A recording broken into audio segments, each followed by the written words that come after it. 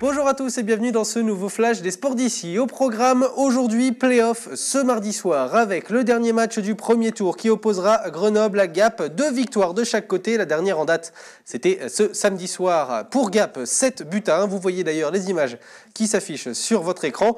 Le coup d'envoi de ce mardi soir, c'est à 20h à Grenoble. Un match à suivre bien sûr en direct sur DC Radio et sur le player de DC.fr. Par ailleurs, les fans de hockey vont être déçus. L'équipe de France devait accueillir la Slovaquie pour un match amical à l'Alp Arena. Seulement voilà, le match est annulé. En cause, la mairie qui a demandé 5 000 € à la Fédération française de hockey sur glace pour laisser l'équipe de France évoluer sur la glace de l'Alp Arena. Une somme que la fédération a refusé de payer. Ce dimanche soir, depuis Sochi, c'est le président de la Fédération française de hockey qui l'a confirmé sur DC TV. Il s'agissait d'une question de principe et qu'un dialogue direct aurait pu permettre d'arranger les choses. Écoutez-le. Premièrement, j'en suis désolé pour le top de Gap qui le mérite parce qu'on avait fait une opération qui avait été couronnée de succès lors de la venue de la Russie. Donc je pense que c'était une bonne opération où on a pu honorer beaucoup de gars pensaient qu'on participait à l'équipe de France. Mais là, on nous a demandé de payer la glace. Et je pense que là, moi c'est une question de principe, c'est pas les sommes. Hein. Je pense que à la limite, ça aurait dû faire l'objet au moins d'un dialogue, mais au lieu de ça, on avait quand même un devis ou une facture. Et résultat, c'est à Grenoble que se jouera la rencontre le 19 avril prochain. On termine avec ces très belles images de la Clarée puisque ce week-end s'est tenue la 7e édition du marathon de la Clarée. Le reportage en images.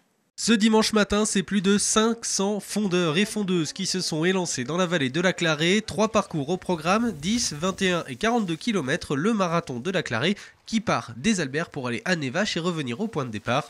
Écoutez Anselme Roux, coordinateur de la course. On peut de nouveau se réjouir d'une belle édition au niveau du nombre de participants, du plateau de coureurs et puis surtout au niveau ensoleillement et qualité de neige qui sont vraiment exemplaires.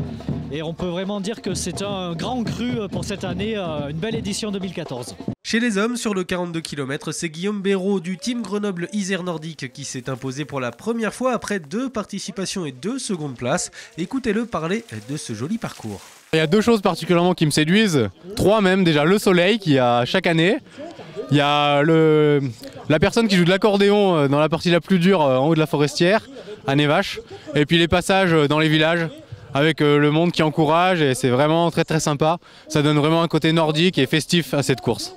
Chez les femmes, sur le 42 km, c'est Célia Bourgeois, elle aussi du team Grenoble-Isère Nordique qui l'a emportée. Elle est conquise du parcours qu'elle réalise pour la toute première fois. Le soleil, les mélèzes, le parcours, l'ambiance, voilà, c'est vraiment sympa. Je ne le connaissais pas, je l'avais jamais fait et vraiment je reviendrai, c'est très bien. Vous l'avez entendu, grand soleil au rendez-vous pour les fondeurs et le public, ambiance à l'arrivée très festive avec la batucada, histoire de finir la course en musique.